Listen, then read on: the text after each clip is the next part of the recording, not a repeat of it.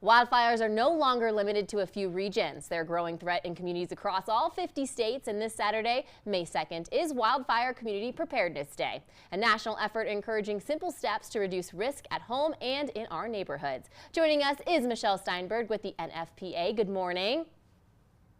Good morning. So what is Wildlife Community Preparedness Day that's happening on Saturday, May 2nd?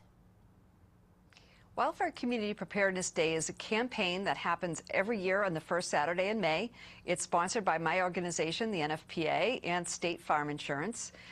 We actually piloted it many years ago in Colorado Springs to see if we could start a day of service. There were a lot of young people that told us that's what they wanted to do to help support wildfire safety. And we found out that all the adults were interested. So state governments, FEMA, Red Cross, many organizations wanted to come together to try to make our communities safer from wildfires. So that's become a national campaign. It's actually used in Canada and other countries as well as a rallying point to bring people together to learn about what they can do and take action to reduce their wildfire risks. So what can people do to help protect their homes, and what are some examples of risk reduction projects?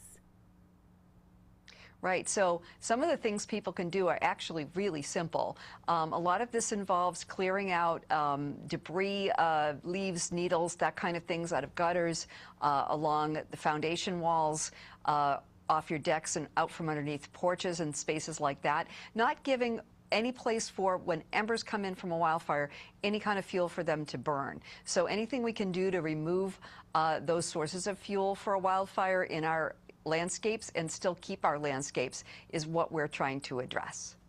Can you share a little bit more about the home ignition zone and its significance? Right, and this is the place that we want people to do the work, because what researchers have found out for years and years looking at these large damaging wildfires is what made the difference was how the home itself was prepared and everything around the home within about 100 feet. That was because people had good fire-resistant materials on their home. They didn't have openings that would let embers in, and they didn't have a lot of dry, dead material in the yard that would start to impact, catch those embers and start to impact the home. A lot of people don't have 100 feet between them and their neighbor, and that's why also, if you're sharing a home ignition zone, that's why we really recommend that people work with their neighbors to bend down their shared risk. So then why don't you share a little bit more about why it's particularly important to focus on that immediate 5 feet then around the home? Right, so we talk about that home ignition zone out to 100 feet. Yeah. But what we keep finding, the more experience that we get, is the first 5 feet are the most critical. We need to address all of it, but people often think, well, where can I start with a big project like this? Start right outside your front door. So looking at your home itself, if you need some of those simple repairs, but then just working in that first 5 feet, that you can clear out that debris that might be there, maybe take that shrub that you love under your window that's gotten too big and moving it out a little ways, just so that if that could catch embers, plants will burn. And basically, if a plant starts to burn, it's going to have flame lengths 3 times the height of the plant, which if it's underneath a window, it's a really bad move. So we want to make sure that we're opening up that little bit of space so that fire isn't impacting directly on the structure itself.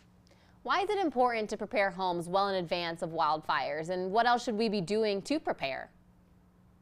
Right. I think people often think, well, fire is an emergency, it means we leave or we call 911, and those things are both important. But being realistic, when a wildfire comes, it's big and it's fast.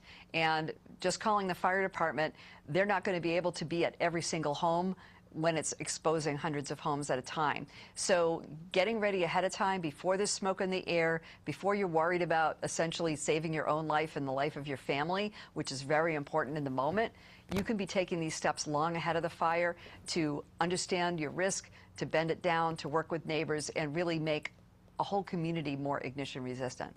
Yeah, especially because I feel like across the nation right now we've had wildfires pop up out of nowhere, especially in places that don't usually show up. So being able to have this day where we can really dedicate to preparing for these wildfires are extremely important. Absolutely. Where can our viewers get a little bit more information if they'd like to learn more? We would love them to visit wildfireprepday.org to get tips, tools, watch videos, and learn what they can do on Wildfire Community Preparedness Day. Michelle, thank you so much for your time and for all this important information that you've shared with us here on Loving Living Local. It was my pleasure.